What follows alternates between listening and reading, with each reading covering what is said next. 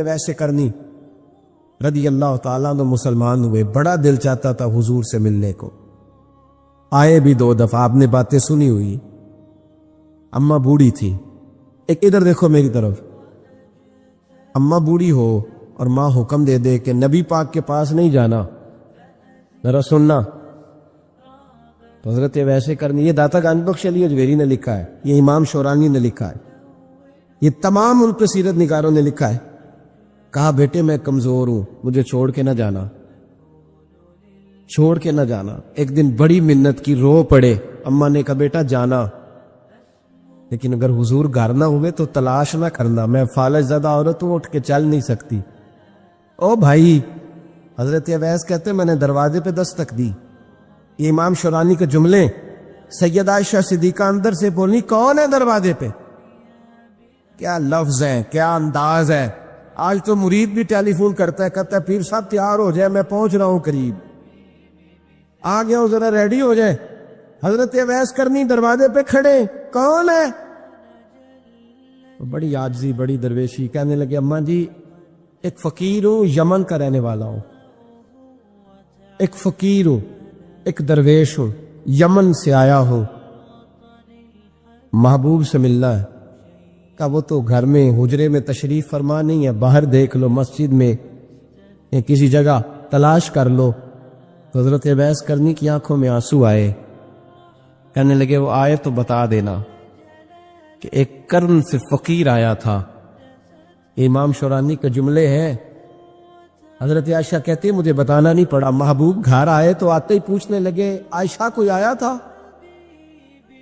علم غیب رسول کے منکر اس حقیقت کو بھول جاتے ہیں، غیب مانا کہ راز ہے، لیکن راز اپنوں سے کب چھپاتے ہیں۔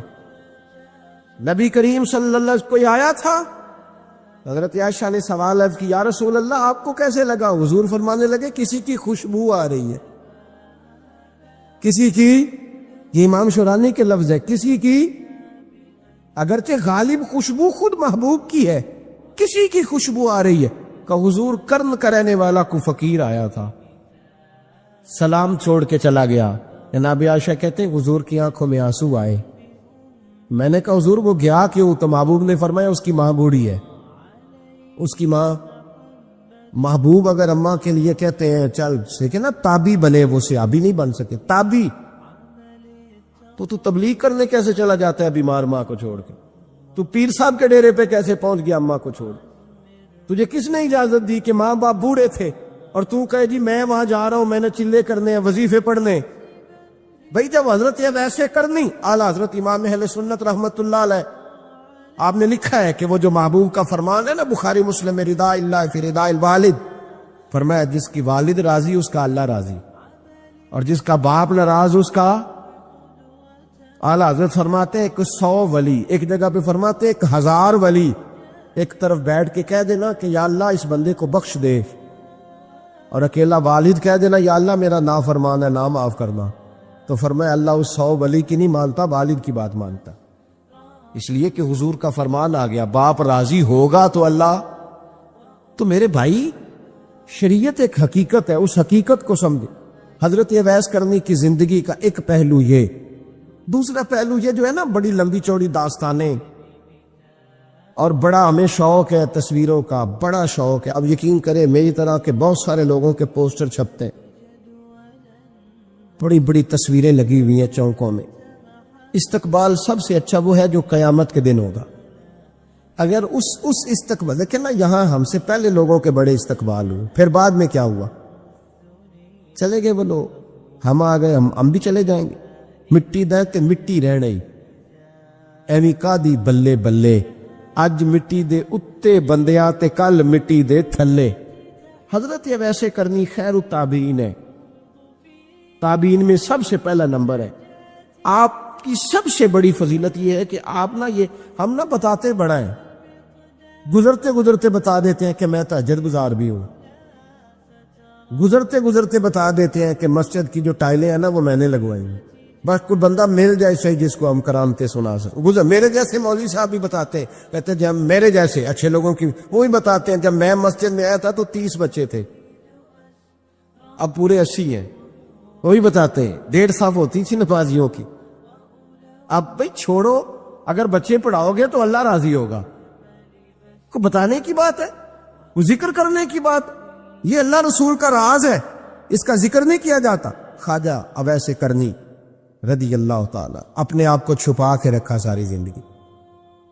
सारी जिंदगी अम्मा जब इंतकाल कर गई ना ख्वाजा वैसे करनी की, वालिद पहले जा चुके थे, वालदा इंतकाल कर गई तो किसी एक जगह ठिकाना नहीं रखा हजरत वैसे करनी। मेरी बातों की समझ आ रही है आप हजरात? क्यों भला ये कई दफा जो नारे शारे होते हैं ये बड़ी खराबी कर जाते हैं, असल काम रह जाता है। दस्तबोसी करने वाले कई दफा इतना दूर ले जाते हैं कि इंसान के अपने बजाय पीछे रह जाते, कई दफा मुश्किलात होती। इसलिए सूफिया में एक मलामती गिरोह है, मलामती, दाता साहब ने उसको लिखा है और उसका तज़किरा कुरान ने किया, जो जाहिदून फी सबीलिल्लाह वला यखाफून लौमत लाइम। फरमाया अल्लाह के कुछ बंदे ऐसे हैं जो अल्लाह के रास्ते में जिहाद करते हैं और जब लोग उन्हें बुरा कहते हैं तो उसकी परवाह नहीं करते।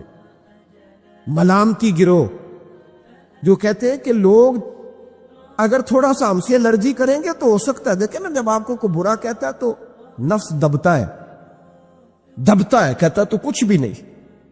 हजरत बायज़ीद बुस्तामी सुल्तानुल आरिफीन रहमतुल्लाह ताला अलैह फरमाते हैं, रमजान शरीफ का महीना था तो मैं गुजर रहा था बस्ताम के बाजार से, लोग दुकानों से उठ उठ के मुझे मिलने आने लगे। तो मेरा नफ्स मुझे कहने लगा, बायज़ीद इतनी शान तो आज बादशाह की भी नहीं जितनी तेरी है, फिर कारोबार छोड़ के तो नहीं आता। कहते उसी लम्हे वो जो मेरी रूहानी तरक्की थी वो रोक गई। मैं परेशान हो गया कि मैंने लोगों की तारीफों को बड़ा समझ लिया। कहते हैं खजूरें थी रेडी, पता रमजान में खजूरें बड़ी बिकती हैं। कहते हैं मैं आगे बढ़ा, लोग सलामे ले रहे थे, एक खजूर उठा के ना खाई नहीं, उठा के ना मुंह में रख ली, सिर्फ मुंह में। लोग कहने लगे दफा करो, ये भी कोई बंदा है, इसने रोजा ही नहीं रखा पीर होके। कहते लोगों ने मलामत की तो मेरा नफ्स कुचला गया। जब कोई आपको बुरा कहता है ना, फिर जो सजदे में रोने का मजा आता है, वो तारीफ के वक्त सजदा होता है कभी। इकबाल कहने लगे ना बचा बचा के तो रख इसे, तेरा आईना है वो आईना, ये शिकस्ता हो तो अजीज तर है निगाह आईना साज में। फरमाते मैं खुल के रोया अल्लाह की बारगाह में, बंदे सारे। बाबा बुल्ले शाह साहब फरमाते हैं एक दिन मेरा भी दिल किया था कि मैं इत्काफ करूं पर कसूर से निकल जाऊं। कुछ पीर कह के हाथ चूमते हैं, कुछ सैयद कह के। फरमाने लगे उठ बुल्ले आ, चल उथे वसीए, और जिथे वस देनी सारे ही अन्ने, ना कोई साडी जात पछाणे ते ना कोई सानू मन्ने, चलो चले वहां जाके बैठते। हजरत अवैसे करनी का ये कमाल रहा, कमाल रहा। जिस तरह हजरत बायज़ीद ने खजूर रख ली, लोग बुरा कहने लगे, छोड़ के चले गए। फरमाते हैं जो मजा उस दिन सजदों में आया ना, थोड़ा आगे जाके मैंने खजूर बाहर निकाल दी, रोजा भी नहीं टूटा। मेरा खाजम कहने लगा हुजूर ये क्या किया? फरमाने लगे रब के करीब होने का एक तरीका इख्तियार किया, ये भी एक तरीका है उसके करीब होने। साहिबो हजरत बायज़ीद छुपे रहे। दाता साहब ने लिखा है एक और ताबी थे, हजरत हरम बिन हयान उनका नाम था। वो कहते मेरे दिल में तड़प लग गई कि हजरत अवैस करनी से मिलूं। मैं यमन आया मिलने। जब उनकी वालदा का इंतकाल हुआ तो वो एक जगह रहते नहीं थे, कभी यमन, कभी कूफे, कभी कहीं कभी कहीं। हजरत हरम बिन हयान कहते हैं मैं हजरत अवैस करनी को ढूंढते ढूंढते, तवज्जो है मेरी बात पर, मेरी तरफ देखें। कहते मैंने महीनों का सफर किया। आपने भी कभी किया मुर्शिद ढूंढने के लिए? घर बह के आखी होंदे ने कोई कामल नहीं रहा, सारियां दुकानदारियां। भाई तू गया कहां है? तू कहां गया? घर बैठे ही फैसला कर लिया तूने, तू कहां निकला है? जो निकलते हैं ना उन्हें तो रब करीम का कुर्ब भी नसीब हो जाता है। तू निकला ही नहीं, तूने घर बैठे ही फैसला कर सारे गलत है। ये हो ही नहीं सकता सारे गलत हो, इसलिए कि सही बुखारी में महबूब का फरमान मौजूद है। नबी करीम अलैहिस्सलाम ने फरमाया मेरी उम्मत कभी गुमराही पर जमा हो ही नहीं सकती।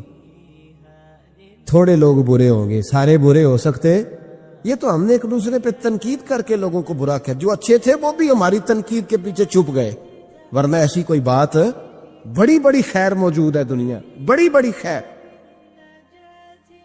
حضرت حرم بن حیان کہتے ہیں میں جناب ویسے کرنی کو ڈھونڈنے نکلا تو ان کو ڈھونڈتے ڈھونڈتے میں پہلے یمن گیا. لوگوں سے میں نے کہا ویس، کہنے لگے چھوڑو وہ تو دیوانہ ہے. اور داتا صاحب نے یہ لفظ لکھے ہیں، لفظ دیکھنا یہ بڑا مزہ دیں گے آپ کو جملے. داتا صاحب کہتے ہیں جب حضرت حرم بن حیان نے پوچھا نا ویس کرنی، تو کہا وہ تو دیوانہ ہے، مجنون ہے، پاگل ہے معاذ اللہ. وہ کیوں، کیا تم نے دیکھ لیا؟ کہنے لگے جب دنیا روتی ہے تو وہ ہنستا ہے، جب دنیا رو رہی ہوتی ہے تو وہ ہنستا ہے، اور جب لوگ ہنستے ہیں تو وہ روتا ہے. عجیب اس کا انداز ہے. وہ تو دیوانہ سا آدمی ہے اور عجیب بندہ ہے، عجیب شخص ہے. وہ روڑی سے جو لوگ چھلکے پھینک دیتے ہیں وہ کٹھے کرتا ہے. روڑی سے اٹھو بلیا چلو اتھے وسیے جتھے بس دینی سارے انے، نہ کوئی ساڈی ذات پچھانے تے نہ کوئی سانو منے. کہتے ہیں چھلکے اٹھا کے دھو کے کھا لیتا ہے، اور پھر لوگ جو کپڑا پہننے کے قابل نہیں رہتا لوگ اسے پھینک دیتے ہیں، وہ ٹاکیاں جمع کر کے ان کو سیتا رہتا ہے، ان کا لباس بناتا ہے. کوئی روٹی پکی پکائی دیتا ہے تو پسند نہیں کرتا، قبول نہیں کرتا. اس سے ملنے آئے ہو تو حرم بن حیان کہنے لگے وہ بھی ذرا جدا سا ہے تو میری بھی تلاش ذرا جدا سی ہے، میں بھی ذرا جدا سے آدمی کو ملنے آیا ہوں. کہنے لگے اس کا گھر بھی کوئی نہیں اپنا، کبھی یہاں ہوتا ہے تو کبھی ڈھونڈ لو تم بھی. حرم بن حیان کہتے ہیں میں نے ایک شخص کی منت کی، میں نے کہا بتا دے کہیں دیکھا ہے تو. کہنے لگا وہ کرن سے کوفے چلے گئے. کہتے میں کرن سے کوفے آیا، ایک بندے سے پھر پوچھا، لوگ کہنے لگے چھوڑ وہ ٹکتا نہیں تو تو نے مل کے کیا کرنا. کہتے میں نے پوچھا بتاؤ تو صحیح کہاں ہے، تو کہنے لگے وہ تم سنا ہے حج کرنے چلے گئے، ایام حج ہیں. کہتا ہے میں حج پہ چلا گیا، ساری دنیا ملی پر اویس کرنی نہیں ملے. پوچھا بھئی کسی نے دیکھا ہے، تو ایک شخص کہنے لگا میں نے دیکھا ہے، پر جتنا میں اس کے پیچھے دوڑتا تھا وہ اتنا آگے دوڑتا تھا. کہاں گئے؟ کہ مدینہ شریف چلے گئے. کہتے میں مدینے آیا تو ملے وہاں بھی کوئی نہیں. میں نے کہا ویس اگر آپ کی بے نیازی سچی ہے، کسی سے ملنا نہیں چاہتے، تو میری بھی تڑپ بڑی سچی ہے، میں بھی مل کے چھوڑوں گا، میں بھی مل کے چھوڑوں گا. اگر آپ کی اگر یہ سچی ہے نا بے نیازی، بے نیاز تھے سانو تخت ہزارے دی لوڑ کیے، نالے کی لگے شہر بمبول دے نال، اسی اپنی بال کے سیکنے ہیں، سانو کی لگے کسی اور دے نال. اگر آپ کی بے نیازی سچی ہے تو میری تڑپ بھی بڑی سچی. کہتے ڈھونڈتے ڈھونڈتے میں پہنچ گیا پھر دوبارہ کوفے کے قریب نہر فرات جہاں امام علی مقام شہید ہوئے. کہتے ہیں جب میں پہنچ گیا تو وہ ساری علامتیں، داڑھی ان کی کہیں کہیں تھی، گھنی نہیں تھی، اور ان کے ہاتھوں پر برس کے نشان تھے، وجود پتلا سا، قد لمبا. کہتے ہیں وہ جو میں نے ساری نشانیاں سنی تھی وہ مجھے نظر آ گئی. وہ نہر فرات کے کنارے وضو کر رہے تھے، جب وہ وضو سے فارغ ہوئے تو چہرہ ابھی پانی کی طرف تھا. میں نے کہا السلام علیکم، سلام لی تو پتہ منہ نہیں میری طرف کیا، چہرہ ادھر ہی رکھا. کہنے لگے وعلیکم السلام یا حرم بن حیان، کن فیکون تے کل دی گل نے. وعلیکم السلام یا حرم بن حیان، یار تو نے نہیں پیچھا چھوڑا، پہنچ ہی گئے ہو، آ ہی گئے ہو. کہتے ہیں میں نے کہا حضور آپ ویس آپ کون ہیں، آپ کون ہیں؟ تو کہنے لگے میں وہی ہوں جسے تو کئی مہینوں سے تلاش کر رہا ہے. تو میں نے کہا حضور آپ میرا نام کیسے جانتے ہیں؟ یہ کشف المحجوب پڑھ رہا ہوں داتا صاحب کی، میرا نام کیسے جانتے ہیں؟ تو حضرت اویس کرنی کہنے لگے عرفت روحی من روحی کا، میری روح آپ کی روح کی واقف ہے.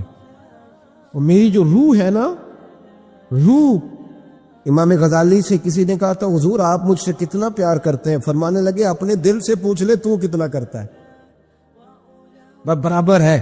پوچھ لے اپنے دل سے تو مجھ سے کتنا کرتا ہے، میں بھی اتنا ہی کرتا ہوں، یہ پوچھ لے. تو بھائی حضرت اویس کرنی کی ملاقات ہوئی تو کہا حضور میں کہاں چلا اور آپ کہاں دوڑے؟ آپ فرمانے لگے یار میں چھپا ہوا ہوں تو مجھے چھپا رہنے دے، میں چھپا ہوا، میں سراپا مخزن راز تھا اور رہا تھا مدت و راز. یہ تو تیرا شوق کے دید کشاں کشاں مجھے کھینچ لایا مجاز میں. ان کی زندگی تو دیکھو، کتنا شوق ہے ہمیں آگے لگنے، کتنا شوق ہے بڑھ بڑھ کے سامنے ہونے، مجھے لوگ جانے، مجھے لوگ پہچانے، کتنا شوق.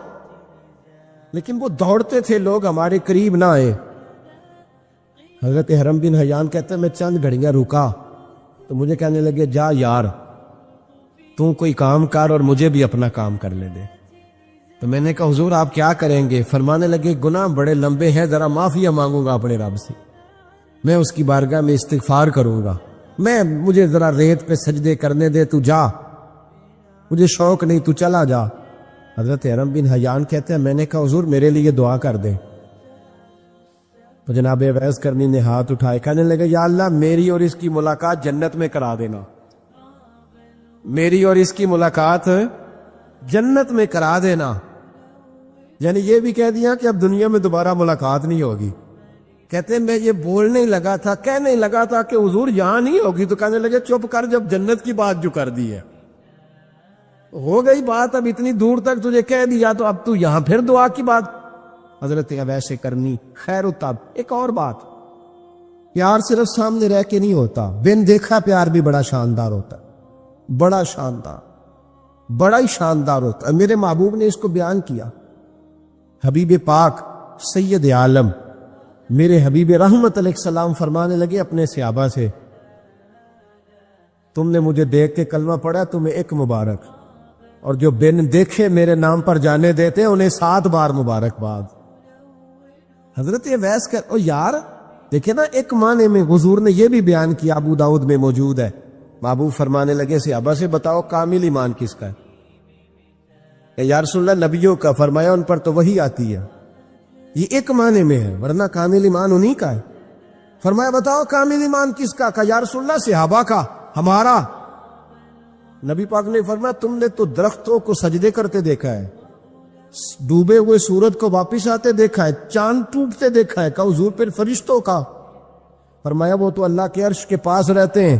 کہا یا رسول اللہ ہماری پھر بس ہو گئی، آپ بتا دیں کامل ایمان کس کا ہے. تو محبوب نے فرمایا کامل ایمان ان کا ہے جنہوں نے مجھے دیکھا نہیں ہوگا، انہوں نے مجھے دیکھا نہیں ہوگا. اور لفظ ہے حدیث کے دیکھا نہیں ہوگا، پر ان کی خواہش ہوگی اگر ایک دفعہ جلوہ نظر آئے تو وہ ہر چیز قربان کرنے کو تیار، ان کی یہ خواہش ہو. حضرت اویس کرنی نے ہمیں بتایا کہ جو بن دیکھا پیار ہے نا، بن دیکھا، جس نے دیکھا نہیں پر اس کی یاد میں تڑپتا، دیکھا نہیں پر اس کی مالا جپتا. حضرت ابو ذر غفاری نے پوچھا تھا، ترغیب و ترہیب میں حدیث ہے، یا رسول اللہ صلی اللہ علیہ وسلم کچھ لوگوں سے ہم محبت کرتے ہیں پر ہم ان سے ملے نہیں، ہمارے عمل بھی ان جیسے نہیں، حضور اس محبت کے عوض کچھ ملے گا؟ تو محبوب نے فرمایا اللہ محبت کرنے والوں کو جنت میں جمع فرما دے گا، اللہ جمع کر دے. ایک صحابی ہے حضرت شیبہ بن عثمان رضی اللہ تعالی عنہ، وہ کہتے ہیں میرے والد کو اور میرے چچا کو مسلمانوں نے احد میں قتل کر دیا تھا. میرے دل میں بڑا غصہ تھا، بڑا جلال تھا کہ کبھی مجھے موقع ملے تو میں بدلہ لوں گا. کہتے فتح مکہ کے بعد نبی پاک علیہ السلام حوازن کی جنگ کے لیے نکلے. مجھے پتہ چلا حضور جا رہے ہیں تو میرے اندر شعلے بھڑک رہے تھے انتقام کے. روز میں منصوبہ بندی کرتا، پلاننگ کرتا کہ کسی طریقے سے میں ان تک پہنچوں گا اور بدلہ لوں گا. کہتے نبی کریم علیہ الصلوۃ والسلام نہ حوازن کے لیے پہنچ چکے تھے. فرماتے میں بھی جنگ میں جا کے شریک ہو گیا اور میں نے طریقہ اس طرح کا اختیار کیا کہ کسی طریقے میں حضور تک پہنچ جاؤں. سمجھ آ رہی ہے میری بات کی؟ نبی کریم علیہ السلام تک کسی طریقے پہنچ جاؤں. فرماتے لڑتے لڑتے، لڑائی کے 2 طریقے ہوتے تھے. کبھی تو ایسے ہوتا تھا کہ ایک دو آدمی مل کے آپس میں لڑتے تھے، پھر گمسان کا رن پڑتا تھا، گھمبیر ہو جاتی تھی جنگ، سمجھ نہیں آتی تھی تیر کہاں سے آیا، نیزہ کہاں سے آیا. فرماتے جب گمسان کا رن پڑا نا، مجھے موقع مل گیا، میں حضور کے قریب پہنچ گیا. حضرت شیبہ بن عثمان رضی اللہ تعالیٰ عنہ کہتے جب میں پہنچ گیا تو میں نے نا دیکھا کہ اب حضور کے قریب لوگ نہیں ہیں. فرماتے میں نے نا فوراً تلوار اٹھائی، تلوار اٹھا کے میں حضور کو معاذ اللہ شہید کرنے لگا تھا. ایک نور چمکا حضور کے سامنے. پڑھیے درود صلی اللہ علیہ وسلم. کہتے ایک نور چمکا اتنی تیزی تھی اس نور میں کہ میری آنکھیں بند ہو گئی، میرے ہاتھ سے تلوار گر گئی، آنکھیں چندھا گئی میری. فرماتے ہیں تلوار میرے ہاتھ سے چھوٹ گئی. اب جب وہ روشنی مدھم ہوئی نا تو میں نے دیکھا نبی پاک سامنے کھڑے مسکرا رہے ہیں. آپ نے میں نے کر دی، آپ نے سن لی. ذرا دیکھو تو صحیح، جو تلوار لہرائے اسے دیکھ کے بھی کبھی کو مسکرایا ہے؟ جس نے تلوار ہی لہرا دی، جو شہید کرنے ہی لگا تھا، پہنچ گیا تھا. لیکن یہ اخلاق میرے رسول پاک کا ہے صلی اللہ اعلیٰ حضرت فاضل بریلوی کا ایک شعر میں نے پڑھا. کئی کچھ چیزیں ایسی ہوتی ہیں جو بس نا وہ آتی تو سامنے ہیں لیکن وہ اتنا لطف دے جاتی ہیں کہ ٹھنڈا ہو جاتا ہے مزاج. رات کو میں شعر پڑھ رہا تھا اعلیٰ حضرت کا فاضل بریلوی رحمت، اور میں نے شعر پڑھا تو مجھے اچھا لگا سنانا. ایک دوست کو میں نے فون کیا، میں نے کہا یار ذرا شعر تو سن لے. یہ پہلی دفعہ نظر سے گزرا ہے، ابھی سیدھا سادہ لیکن روح تک اتر گیا. اعلیٰ حضرت فرمانے لگے نبی پاک کے بارے میں، فرمانے لگے سیدھی سیدھی روش پر کروڑوں درود. سیدھی سیدھی روش پر بالکل سیدھی ہے حضور کی باتیں، کسی پیچیدگی کی ضرورت نہیں. کہنے لگے سیدھی سیدھی روش پر کروڑوں درود، سادی سادی طبیعت پہ لاکھوں سلام. سادی سادی طبیعت پہ سیدھی سیدھی روش پر کروڑوں درود اور سادی سادی طبیعت پہ لاکھوں سلام. میرے نبی کریم صلی اللہ علیہ وسلم مجھے دیکھ کے مسکرائے اور فرمایا جب حضور مسکرائے نا تو میں نبی کریم علیہ الصلوۃ والسلام کو دیکھ کے حیران ہوا کہ میں نے تلوار تانی تھی اور حضور نے مسکرانا شروع کیا. فرماتے اب حضور نے مجھے بلایا، آواز کے ساتھ نہیں بلایا، حضور نے اشارہ کیا یوں کر کے، فرمایا ادھر آؤ نا. فرماتے مجھے اب یہ بھی سمجھ نہیں آئی کہ کس نے مجھے اٹھا کے حضور کے قریب کر دیا. فرماتے میں نبی کریم کے قریب گیا تو حضور نے میرے دل پر 3 تھپکیاں دی. ایک تھپڑ ہوتا ہے، ایک تھپکی ہوتی، پتہ ہے نا فرق کا.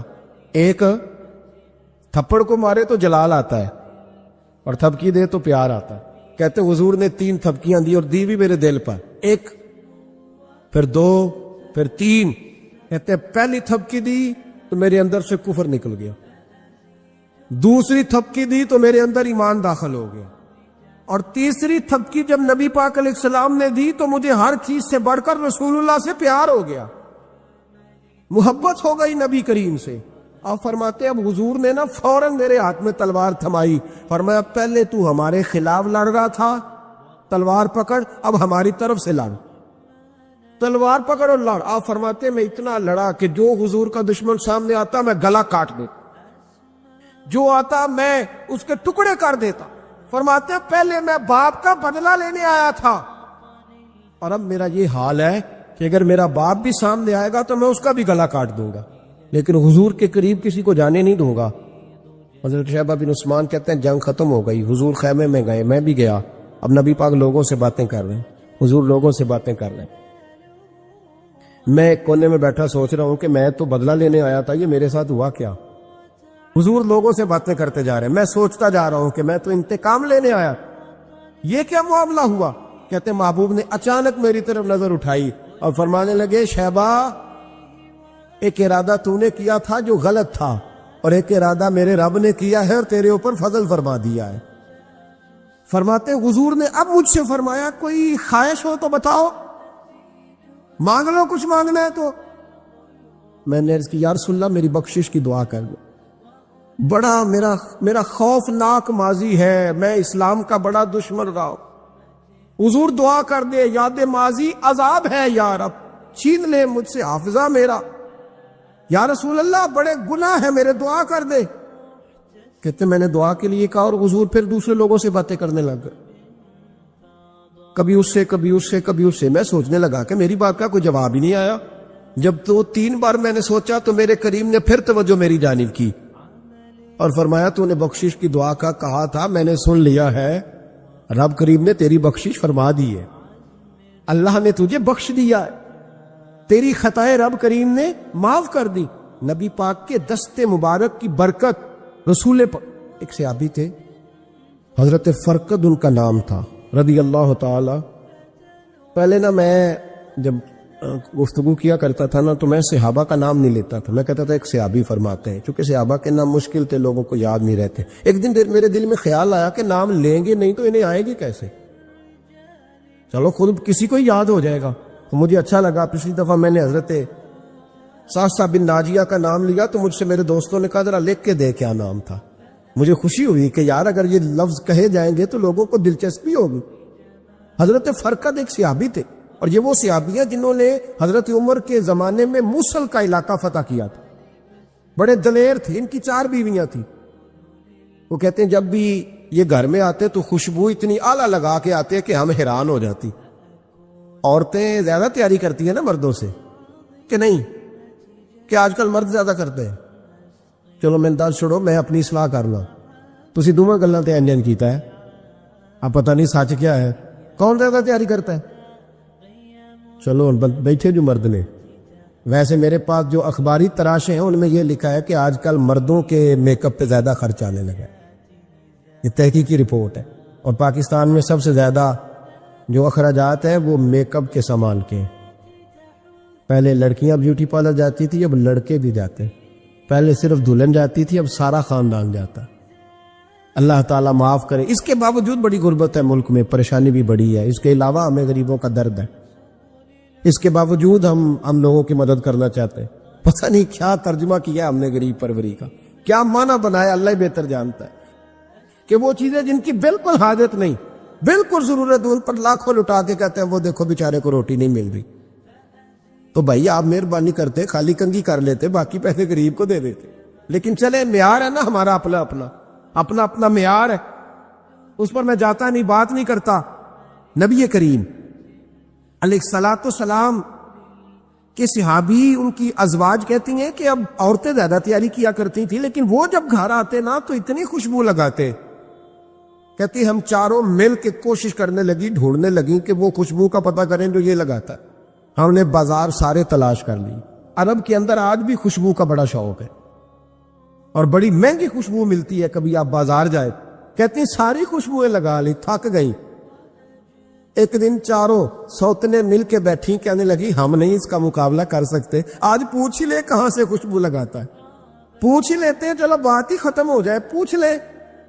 یہ ہم جتنی مرضی آلہ لگائیں، جب یہ آ جاتا ہے نا، کچھ لوگ میرے محفل ہوتے ہیں، جہاں آ جاتے ہیں وہاں چھا جاتے، تو یہ جب آتے ہیں تو چھا ہی جاتے ہیں۔ کیا کریں، اس طرح کا میرے محفل ہے، کیا کریں اس کا؟ فرمانے لگی، ایک دن چاروں سوتنوں نے مل کے ان کو بٹھا لیا، کہنے لگی بتاؤ تو صحیح خوشبو کون سی لگاتے ہو؟ کہنے لگے کوئی بھی نہیں، کبھی لگائی نہیں، آج تک نہیں لگائی۔ تو کہتی ہے بیویاں کہنے لگی صحابہ تو غلط بیانی نہیں کرتے، پر آپ کیا بات کر رہے ہیں، یہ کیسے ہو سکتا ہے کہ آپ آتے ہیں تو ہم حیران ہو جاتی ہیں۔ فرمانے لگے جس دن کی تم لگی ہوئی ہو نا میری خوشبو کا مقابلہ کر دے، مجھے پہلے دن کا ہی پتا ہے۔ تو میں نے کہا چلو زور لگا ہی لیں، دیکھ ہی لیتے ہیں کہاں تک بات جاتی ہے تمہارے پاس، جتنا زور لگا لو۔ بہرحال میں اللہ کی قسم اٹھا کے کہتا ہوں کبھی نہیں لگائی۔ تو بیویاں کہنے لگی پھر بتا تو صحیح، تو ایک دلیر آدمی ہے، اور جو دلیر لوگ ہوتے ہیں وہ خوشبوؤں کے اور کپڑوں کے اور ان چیزوں میں زیادہ وقت نہیں لگاتے، ان کے تو مشن اور طرح کے ہوتے۔ آپ تو مجاہد قسم کے آدمی ہیں، پر ہر وقت خوشبو آتی ہے۔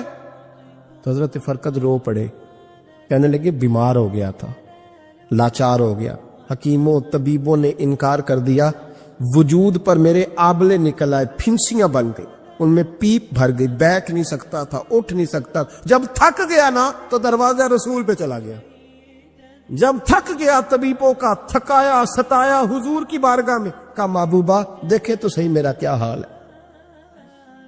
حضور ذرا دیکھ کے، چل نہیں سکتا، سو نہیں سکتا، بیٹھ نہیں سکتا، تیرے علاوہ غم کسے بتاؤ؟ کہتے ہیں حضور نے فرمایا 70 ڈھانپ لے، باقی سارے کپڑے اتار دے۔ 70 ڈھانپ لے، کہتے ہیں ٹخنوں سے لے کر ناف تک میں نے 70 ڈھانپ لی، باقی سارے کپڑے اتارے۔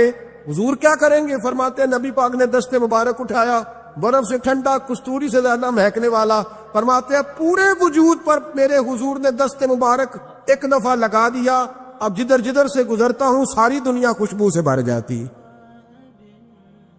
یہ نبی پاک کا دیا ہوا نور ہے، یہ حضور کی عطا کردہ شفا ہے، یہ رسول پاک کے حسن کی خیرات ہے۔ ایک شاعر نے ایک فکرہ کا کمال کر دی، کہنے لگا ظلمت کو ان کے نور نے کافور کر دیا، جس پر پڑی نظر اسے بھی نور کر دیا۔ رسول پاک علیہ السلام کے دست خیر میں وہ برکات تھی۔ حضور حسن کی 2 قسمیں ہوتی ہیں، ایک حسن ہوتا ہے ملمہ سازی والا، بیوٹی پارلر والا، ایک حسن ہوتا ہے باطن کا۔ بچے پتہ ہے کیوں خوبصورت ہوتے ہیں؟ اس پر علماء مناطق نے بحث کی ہے، محدثین نے لکھا ہے۔ بچہ گدھے کا بھی ہو تو پیارا لگتا ہے، چھوٹا بچہ اگر اس کا رنگ بہت گورا نہ بھی ہونا، صرف چھوٹا ہو، وہ پیارا لگتا ہے، اس میں ایک جاذبیت ہوتی ہے۔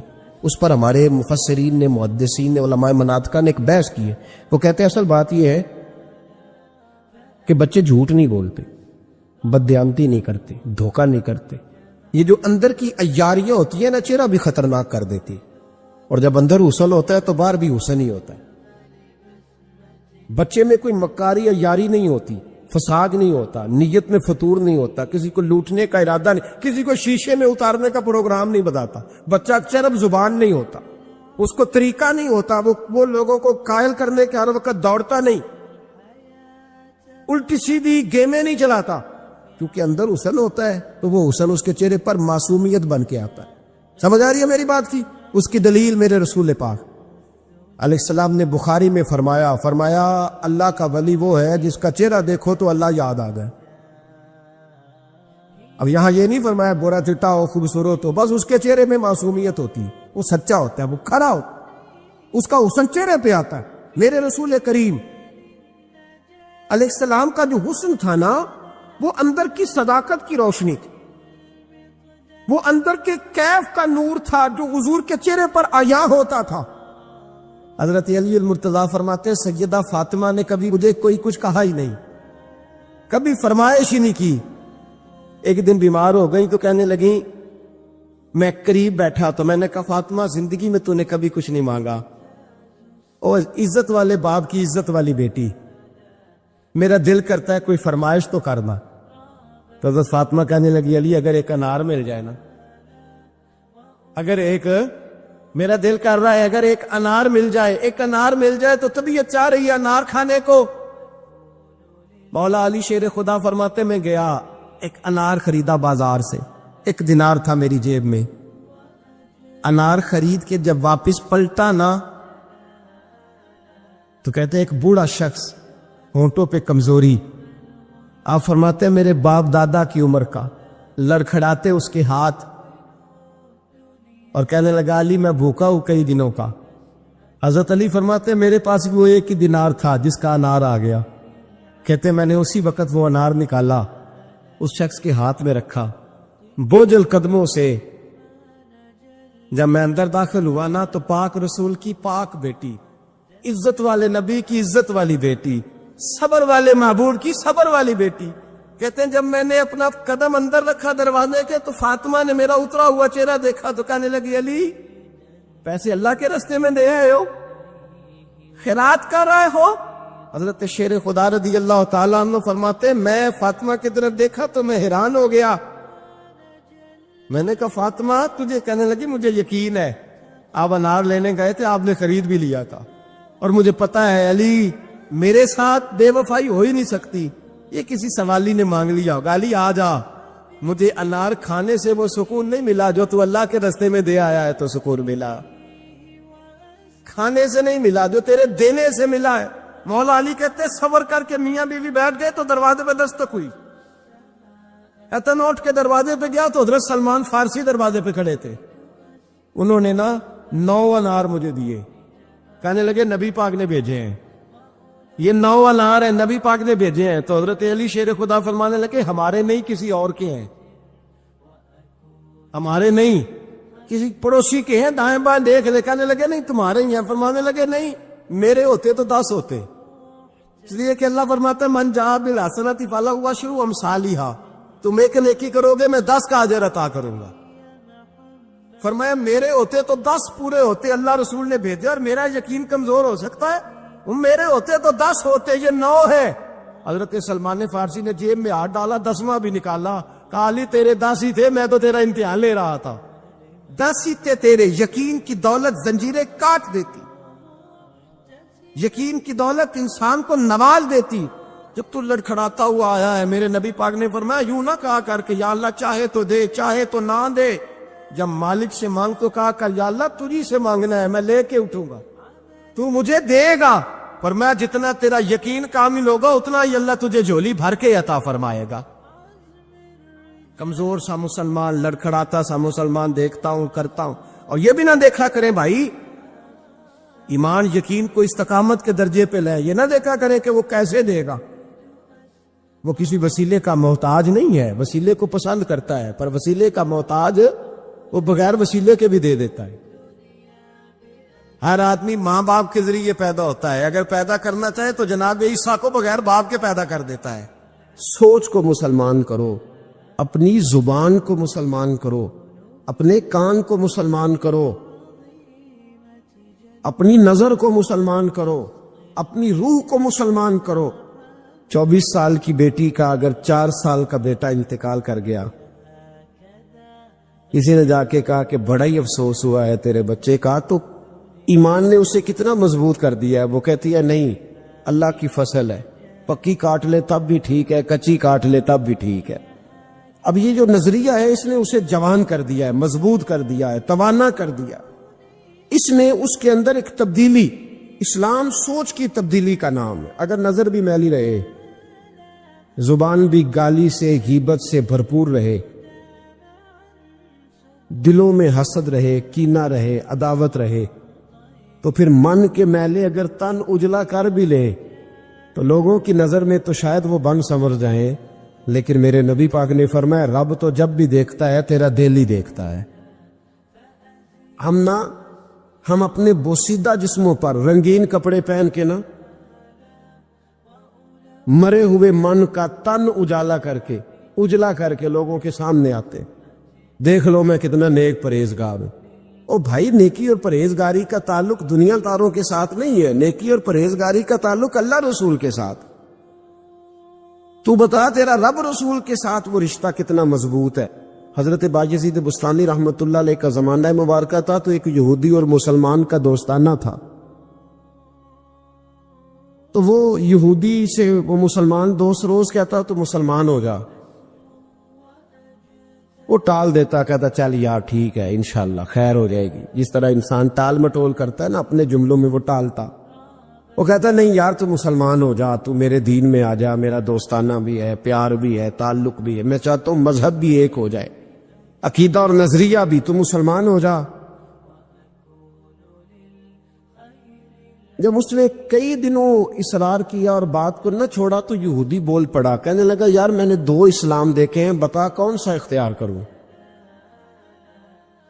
2 اسلام دیکھے، کہا 2 اسلام کون سے؟ کہنے لگا ایک اسلام وہ ہے جس پہ تو عمل کرتا ہے، اور ایک اسلام وہ ہے جس پہ حضرت بایزید بستامی عمل کرتے ہیں. میں نے 2 اسلام دیکھے. ایک میں نے تجھے دیکھا ہے کہ میں شراب پیتا ہوں تو معاذ اللہ تو بھی میرے ساتھ پیتا ہے، حالانکہ تو مسلمان ہے. اگر میں جوا کھانے جاتا ہوں تو بھی میرے ساتھ جاتا ہے، حالانکہ تو مسلمان ہے. اگر میں جھوٹ بول رہا ہوتا ہوں تو 10 مجھ سے بڑھ کے بولتا ہے، حالانکہ تو مسلمان ہے. اگر میں چوک میں کھڑے ہو کر معاذ اللہ بہن بیٹی بہو پہ گندی نظر ڈال رہا ہوتا ہوں تو بھی ڈال رہا ہوتا ہے، حالانکہ تیرا دعویٰ ہے کہ تو مسلمان ہے. ہم دونوں پارٹنر ہیں، بزنس کرتے، جہاں سے حرام کمائی میں کھاتا ہوں تو بھی وہیں سے کھاتا ہے، حالانکہ تو مسلمان ہے. کہنے لگا ایک اسلام تیرا ہے اور ایک اسلام حضرت بایزید بستامی کا ہے. اس کی میں نے نظر کو بھی پاک دیکھا ہے، جسم کو بھی پاک دیکھا ہے، روح کو بھی پاک دیکھا ہے. مسلمان جائیں تو ان کو بھی اس کے پاس سکون ملتا ہے، بے ایمان چلے جائیں تو اللہ دولت ایمان عطا فرما دیتا ہے. ایک اسلام تیرا ہے، ایک اسلام حضرت بایزید کا ہے. تو بتا کون سا دین قبول کروں؟ اگر تو تیرے والا اسلام ہے تو پھر تو اس میں کوئی مسئلہ نہیں، کلمہ ہی ایک پڑھنا ہے، لا الہ الا اللہ محمد رسول اللہ صلی اللہ علیہ وسلم. باقی تو سارے کام وہی ہیں جو یہودیوں والے، عیسائیوں والے، کافروں والے. تو ٹھیک ہے پڑھا دے، پڑھ لیتا ہوں. ایک کلمے کا فرق ہے. اور اگر اسلام وہ ہے جو حضرت بایزید کا ہے تو پھر تو نہ میرے ساتھ گفتگو کر، پر حضرت بایزید کو کہے مجھے آ کے کہے، اس لیے کہ اگر اسلام وہ ہے جس کی حضرت بایزید جس پر عمل کرتے ہیں تو میں کل بھی کلمہ پڑھنے کو تیار ہوں، میں آج بھی کلمہ پڑھنے کو تیار۔ مسئلہ یہ بن گیا ہے کہ ہم بڑے تگڑے مسلمان ہیں، تگڑے، لیکن حال یہ ہے کہ رمضان میں جب سموسے بکتے ہیں نا، جو رمضان میں بھی سموسے بکتے ہیں، جس نے روزے رکھا ہوا ہے دکاندار نے، وہ بھی گندے تیل میں سموسے نکال رہا، گندے تیل۔ رمضان المبارک میں بھی جو پکوڑے بیچ رہا ہے نا، تو اس نے وہ والا بیسن خریدا ہے جو سب سے سستا ملتا ہے۔ اے مسلمان، یہ نہیں سب اس کو کوئی بندہ کہہ دے تو مسلمان نہیں، تو گریبان سے پکڑ لے گا، گرا لے گا۔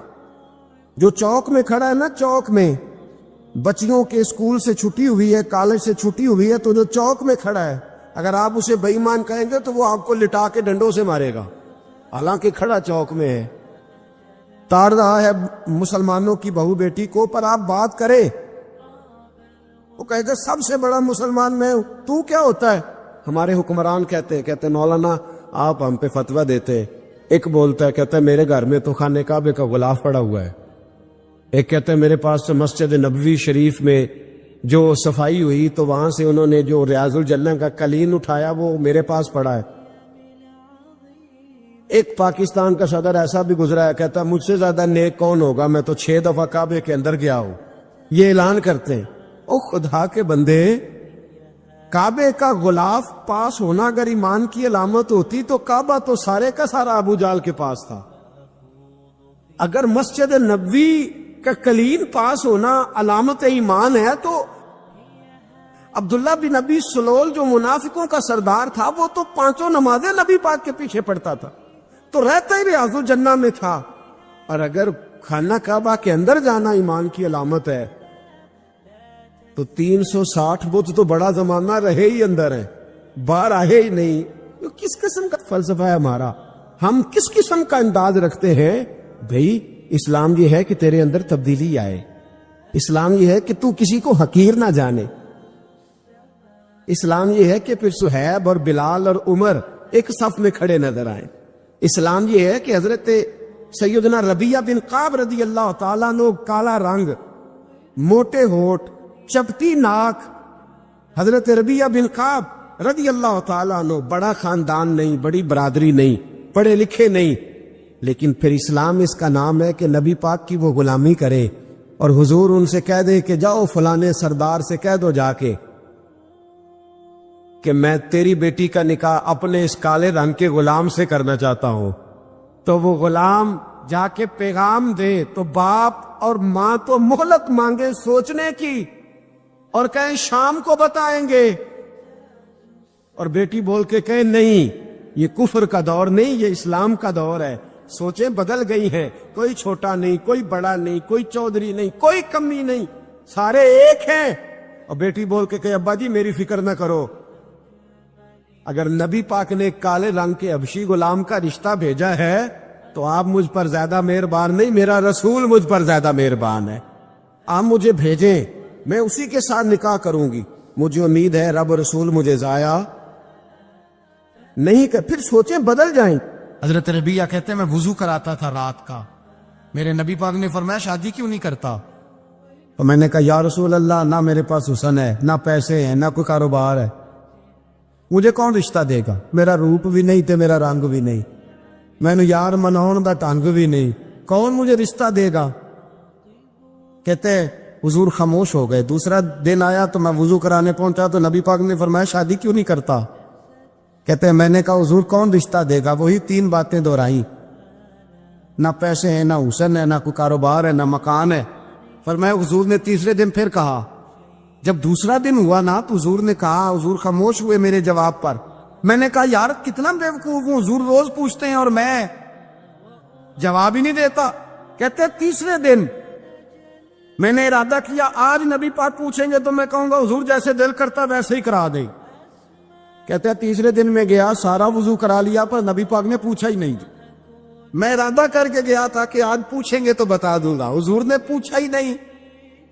فرماتے ہیں وضو مکمل ہو گیا، میں دروازے تک چلا گیا تو مصطفیٰ نے آواز دی، فرمایا واپس پلٹنا۔ میں پلٹا تو حضور نے فرمایا تو شادی کیوں نہیں کرتا؟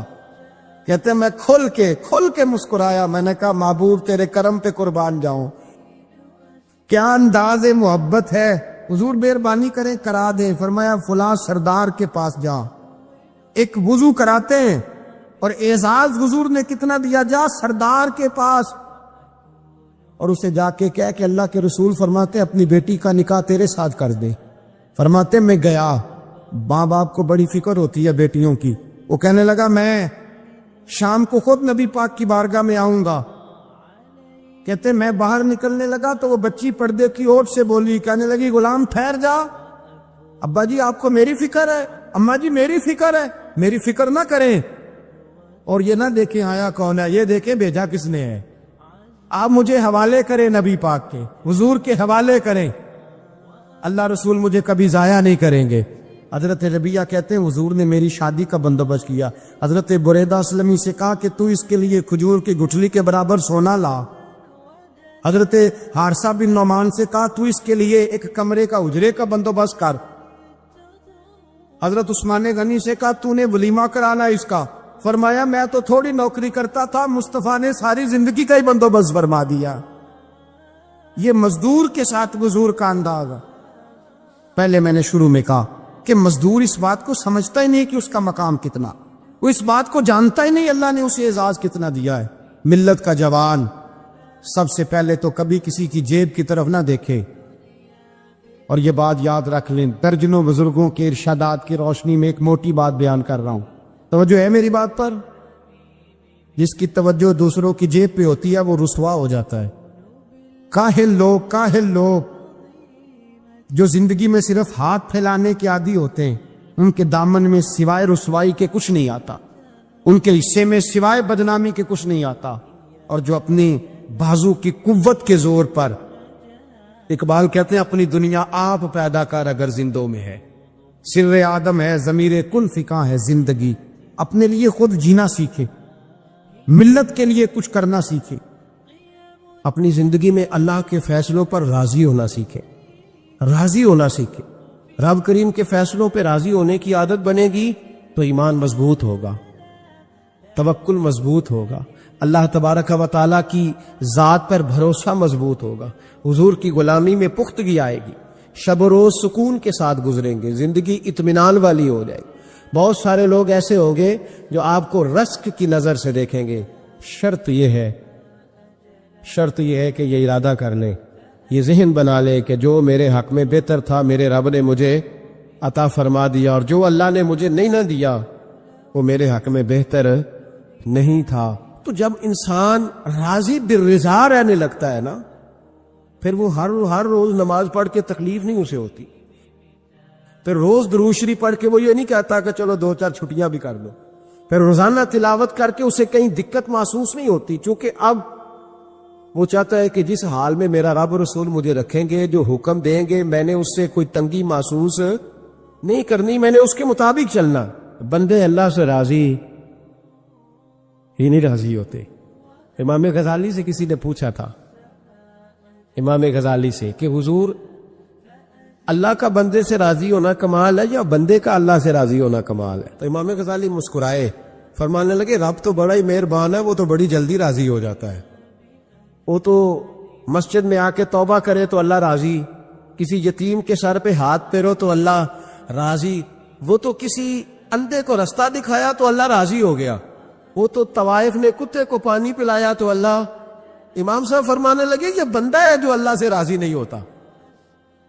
جس کے پاس اولاد نہیں وہ کہتا ہے چلو ایک بیٹی مل جائے تو میں راضی ہوں, بیٹی مل گئی تو کہتا ہے ایک بیٹا بھی ملے تو پھر راضی ہوں, پھر کہتا ہے یہ دونوں اچھی تعلیم حاصل کر لے تو پھر میں راضی ہوں, پھر کہتا ہے یہ بہت زیادہ پیسے کمائے تو پھر میں راضی ہوں.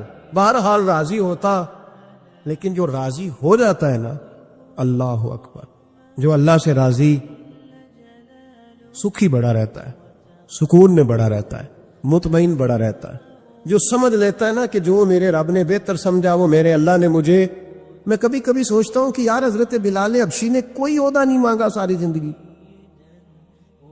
انہوں نے نہیں کہا مجھے بھی ایک صوبے کا گورنر بناؤ میری بھی خدمات ہے, مجھے بھی وزیر خزانہ بناؤ میرا بھی کچھ بنتا ہے. ایک دفعہ نہیں کہا سیدنا بلال حبشی رضی اللہ تعالیٰ عنہ نے کہ میری بھی کوئی ڈیوٹی ایسی ہونی چاہیے کہ مجھے چلو سپہ سالار ہی بنا دیا جائے. ساری زندگی مسجد میں جھاڑو دیا تو اسی پہ راضی رہے، ساری زندگی محبوب کے مہمانوں کا لنگر پکایا تو اسی پہ راضی رہے، ساری زندگی میرے محبوب علیہ السلام کے بچوں کی نوکری کی تو اسی پہ راضی رہے، راضی بالرضا رہے۔ اور قرآن مجید نے ایک نیا انداز اختیار کیا سورہ مائدہ کے اندر، اس کی آیت نمبر 119 ہے۔ اللہ کریم نے فرمایا رضی اللہ عنہم ورضوا عنہ، صحابہ کی بات ہو رہی ہے، فرمایا وہ اللہ سے راضی ہے اور اللہ ان سے راضی ہے۔ حضرت سیدنا موسیٰ علیہ السلام نے عرض کی کوہ طور پہ جا کے، مولا میری قوم پوچھتی ہے کہ کوئی ایسا کام بتا جو ہم کریں تو ہم سے راضی ہو جائے۔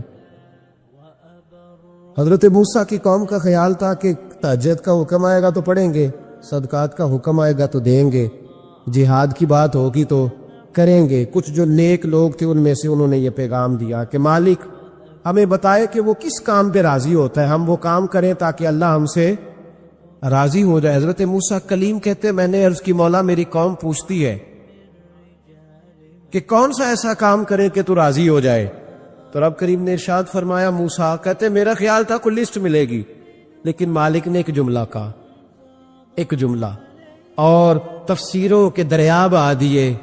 عرش کے مالک نے فرمایا موسیٰ ان سے کہو جا کے کہ وہ مجھ سے راضی ہو جائے، میں ان سے راضی ہو جاؤں گا، مجھ سے راضی ہو جائے۔ اگر تم راضی رہتے ہو کہ میرے مالک نے بہترین زندگی مجھے دی، پھر اس کا مطلب یہ ہے کہ تم صاحب ایمان ہو۔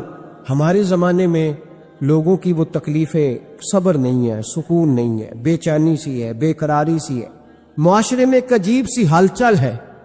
ہر آدمی سمجھتا ہے کہ وہ سامنے والا جو شخص ہے نا وہ بڑا سکھی ہے اور میں بڑی تکلیف دی۔ میں اکثر کہتا ہوں اپنے دوستوں کو، میں کہتا ہوں مجھے ایسے لگتا ہے جو سب سے اچھے ماں باپ تھے وہ اللہ نے مجھے عطا فرمایا۔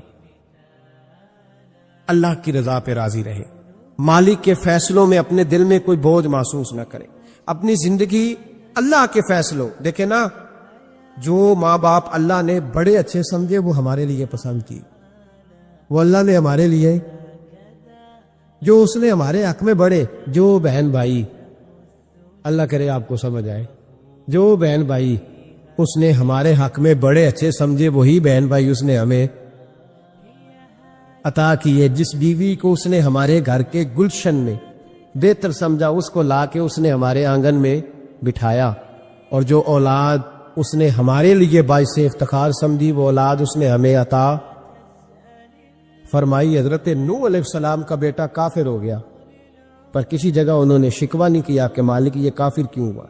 اللہ کے قبضے میں ہے نا دل، پھیر سکتا ہے نا، مقلب القلوب ہے، لیکن حضرت نوح نے دعا اللہ کی رضا پر راضی رہے، اپنا مزاج بدلے، تاکہ معاشرے میں یہ جو گھٹن ہے، یہ جو ٹینشن ہے، یہ جو جھگڑا ہے، یہ جو چھینا چھانی ہے، یہ جو ایک دوسرے پر لوگوں کی نظریں ترشی ہیں، یہ ختم ہو۔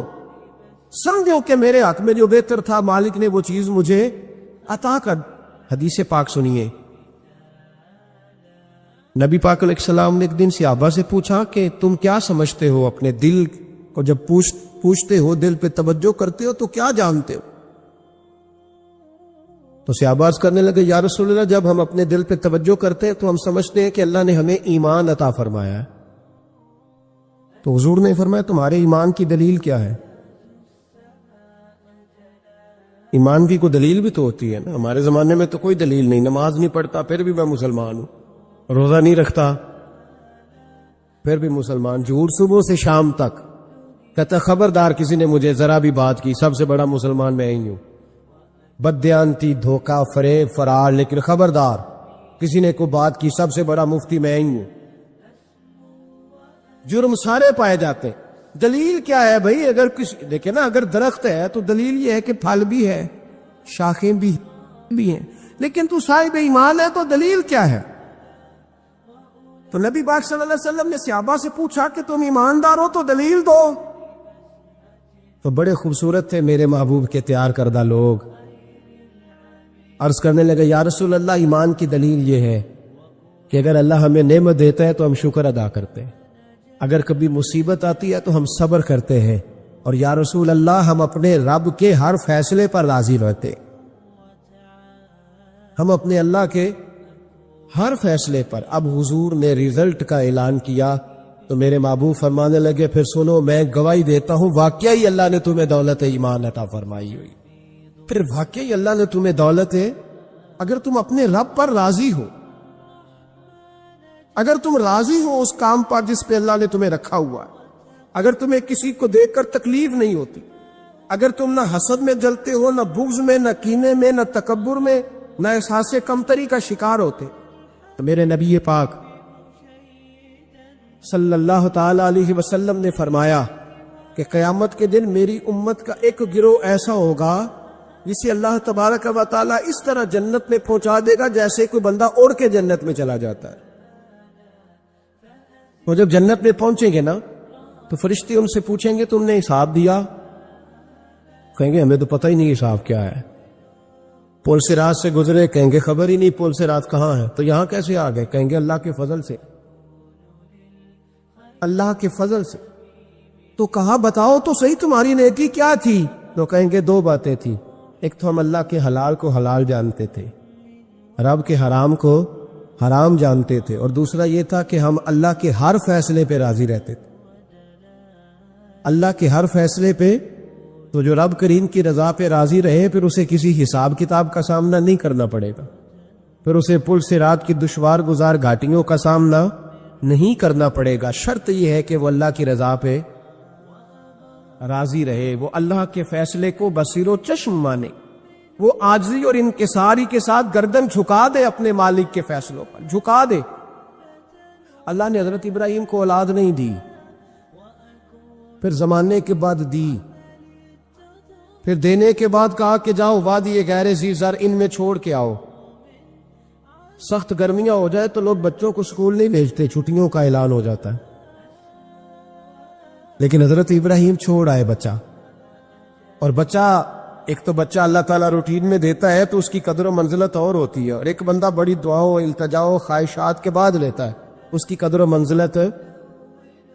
وہ بچہ جو بڑی دعاؤں کے بعد لیا، کہا چھوڑ آؤ، کوئی کھانا نہیں، پانی نہیں، دانا نہیں. حضرت ابراہیم چھوڑ آئے. 13 سال اکٹھے رہنے کی اجازت نہ ملی، اور جب اجازت ملی تو کہا اب چھری اٹھاؤ اور بیٹے کی گردن پہ چلا دو. آپ اس کو آسان کام سمجھتے ہیں؟ اتنی تسلیم و رضا، ہر فیصلے پہ راضی ہونا، ہر فیصلے پہ. یہاں ہمارا حال یہ ہے کہ 2 منٹ کے لیے تکلیف آتی ہے تو لوگ واہ ویلا کرتے ہیں، شور مچاتے ہیں، کفر بولتے ہیں.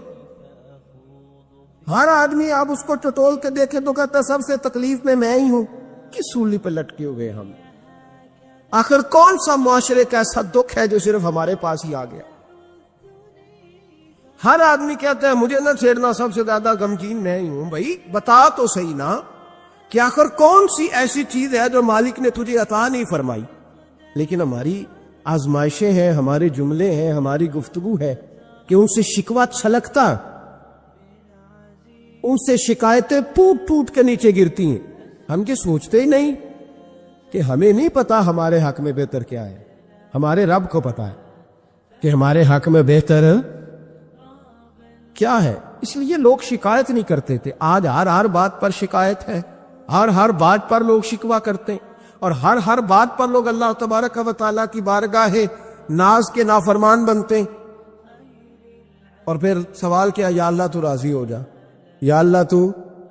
اور اللہ کیا فرماتے ہیں موسیٰ اپنی قوم سے کہو یہ مجھ سے راضی ہو جائے میں بھی ان سے راضی ہو جاؤں گا.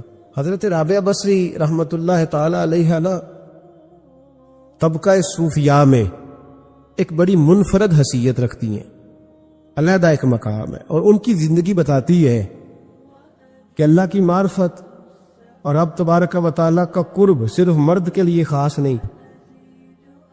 اگر عورت بھی توجہ کرے تو اللہ اسے بھی خزانے کھول کے عطا فرماتا ہے، اسے بھی اللہ خزانے کھول. حضرت رابعہ بصری اکثر نہ اولیاء اللہ کی مجالس میں جا کے بیٹھتی تھی، بیٹھتی پردے کے اندر تھی لیکن بیٹھا کرتے. جو لوگ اس رستے کے مسافر ہوتے ہیں وہ بات کو سمجھتے ہیں کہ یہ گہرا معاملہ ہوتا ہے. کسی جگہ سے کوئی ایسی چیز ملتی ہے جس کو فوری طور پر طبیعت اور نفس قبول نہیں کرتا، لیکن جو صوفیاء ہوتے ہیں نا، سالکین طریقت معرفت کے رستے کے مسافر، وہ چونکہ مسافر ہوتے ہیں تو انہیں جو بندہ بھی منزل کا راستہ بتاتا ہے وہ اس کی بات غور سے سنتے ہیں، اعتراضات نہیں کرتے، شکوے نہیں کرتے، بن کے نہیں بیٹھ جاتے۔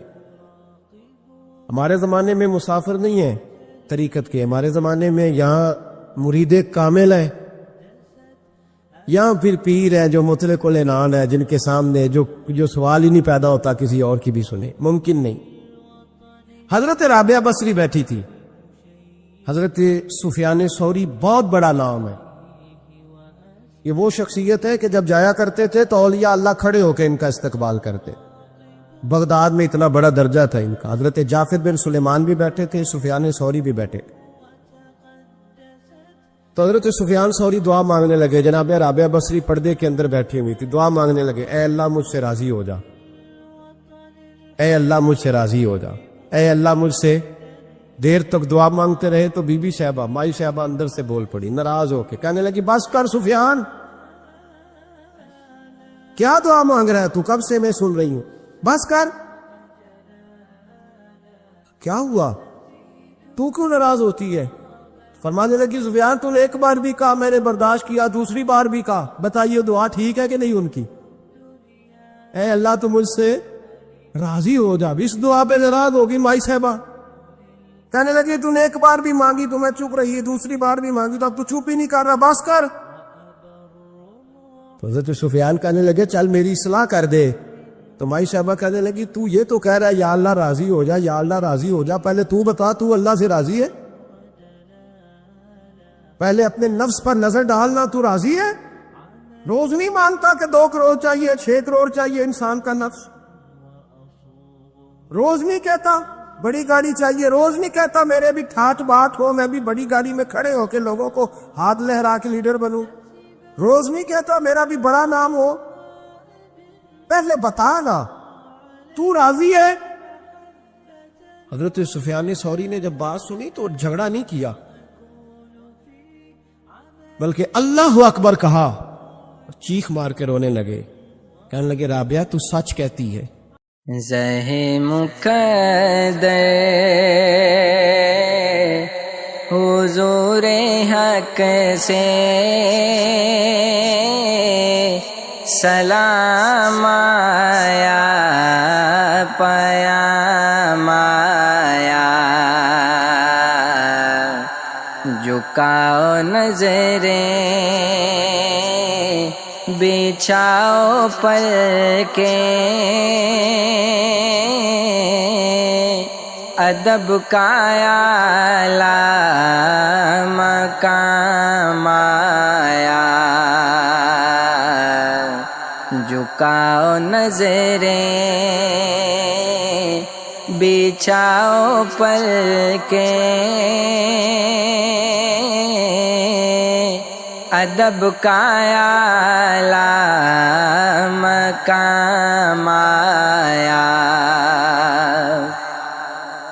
یہ کون سر پہ کفن لپیٹے چلا ہے الفت کے راستے پر، یہ کون سر پہ کفن لپیٹے چلا ہے الفت کے راستے پر، فرشتے حیرت سے تک رہے ہیں، یہ کون سی احتشام آیا، جھکاؤ نظریں بچھاؤ پلکیں، ادب کا اعلیٰ مقام آیا، فضا میں لبیک کی صدائیں زا عرش تا فرش گونجتی ہیں، فضا میں لبیک کی صدائیں زا فرش تا عرش گونجتی ہیں، ہر ایک قربان ہو رہا ہے، زباں پہ یہ کس کا نام آیا، جھکاؤ نظریں بچھاؤ پلکیں، ادب کا اعلیٰ مقام آیا، یہ راہ حق ہے سنبھل کے چلنا، یہاں ہے منزل قدم قدم پر، یہ راہ حق ہے سنبھل کے چلنا، یہاں ہے منزل قدم قدم پر، پہنچنا در پر تو کہنا آقا سلام لیجے غلام آیا، جھکاؤ نظریں بچھاؤ پلکیں، ادب کا اعلیٰ مقام آیا، دعا جو نکلی تھی دل سے آخر پلٹ کے مقبول ہو کے آئی، دعا جو نکلی تھی دل سے آخر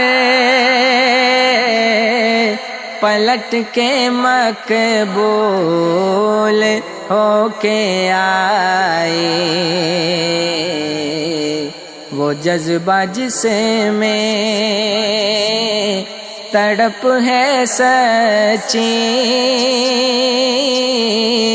وہ جذبہ آخر کو کام آیا، جھکاؤ نظریں بچھاؤ پلکیں، ادب کا اعلیٰ مقام آیا، یہ کہنا آقا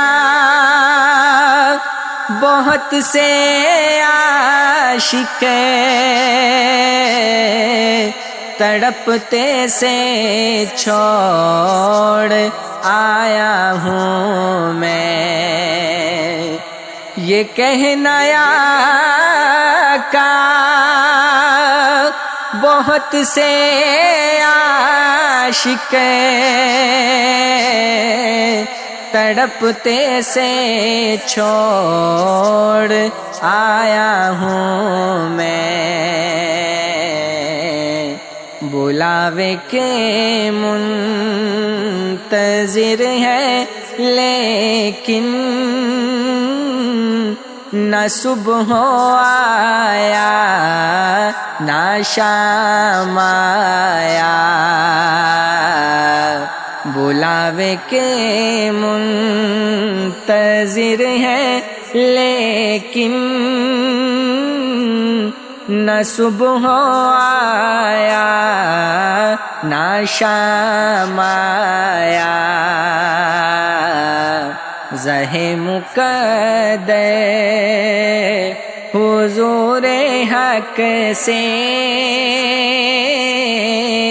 سلام آیا پیام آیا جھکاؤ نظریں بچھاؤ پلکیں